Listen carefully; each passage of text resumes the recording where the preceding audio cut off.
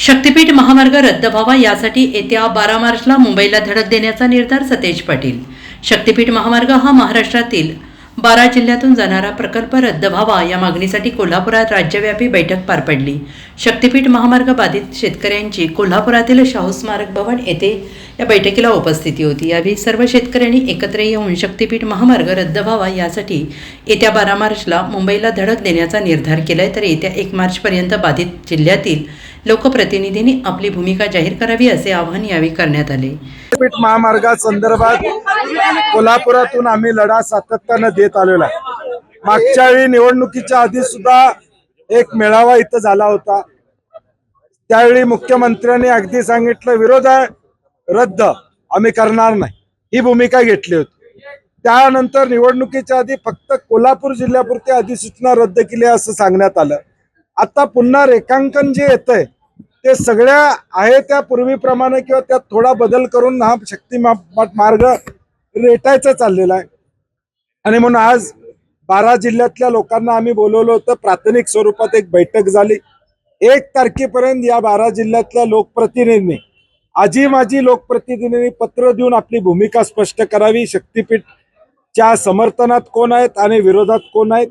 आणि त्याचबरोबर 12 तारखेला मार्चला एक भव्य असा या 12 जिल्ह्यातला मोर्चा हा मुंबईमध्ये या ठिकाणी येईल आणि सरकारला जाब विचारेल।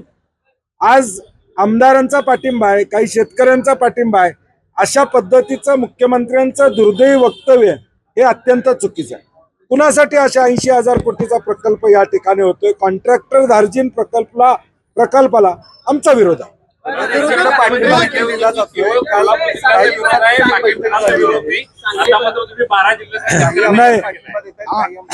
नाही, हेच डिवाइड आणि रूल ब्रिटिशांची पॉलिसी आता भाजपचं सरकार करत।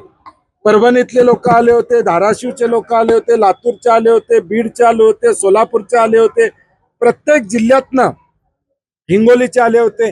प्रत्येक जिल्ह्यात याला विरोध आहे आणि तो 12 तारखेला मोर्चामध्ये दिसून येईल। सत्ताधारी पक्षातले दोघांकडनं आता एकाकडनं पाठिंबा आणि एकाकडनं विरोध होत आहे।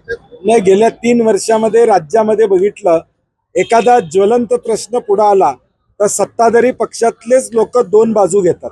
एक जण एक बाजू घेतो, एक जण एक बाजू घेतो। आता बीडच्या प्रकरणामध्ये आपण बघितलं, भाजपचे आमदार एवढे लढाई करत होते, आता त्यांनी तलवार म्यान केली। याचा अर्थ काय? तर कुठलंही आंदोलन झालं तर त्या आंदोलनात आपलीच माणसं असली पाहिजे, जेणेकरून त्या आंदोलनाची दिशा बदलतायत। आणि म्हणून आता देखील तसा प्रयत्न आहे। सत्ताधारीतले मंत्री इथं सांगतायत की रस्ता होणार नाही आणि सत्ताधारीतले आमदार इथं बैठक घेतात कोल्हापुरात की रस्ता कसा फायदेशीर आहे, कसा होणार।